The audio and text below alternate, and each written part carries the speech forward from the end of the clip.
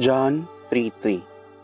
I tell you the truth, unless you are born again, you cannot see the kingdom of God.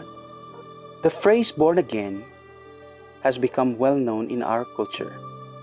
It comes from a conversation one night between Jesus and a man named Nicodemus.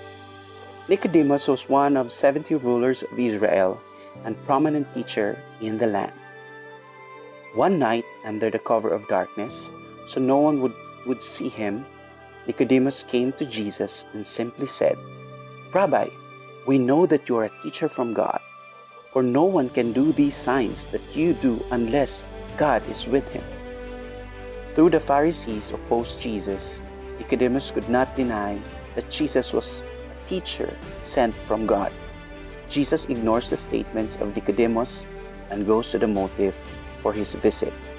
He goes to the question that is buried deep in Nicodemus' heart, too deep perhaps for even Nicodemus to be aware of it. Jesus declared, Truly, truly, I say to you, unless one is born again, he cannot see the kingdom of God. Jesus is saying, Nicodemus, you must be born again, born anew, born from above. You need a new birth. If any person is going to see God's kingdom, if any person is going to be saved and go to heaven, then that person must be born again. Nicodemus, you may be quite religious. You may be a member of the Sanhedrin. You may be the teacher of Israel. You may have great theological training, but you must be born again. With one simple statement, Jesus swept away all that Nicodemus stood for, all of his learning and religious efforts. He did not need religion, reformation, or knowledge. Nicodemus needed to be born again.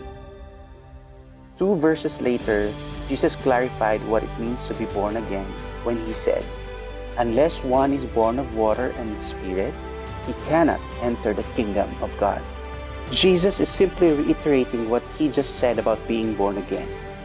We must be born again. That is, born of water and the Spirit. We must have a new birth, a new spiritual birth. It is the work of the Spirit.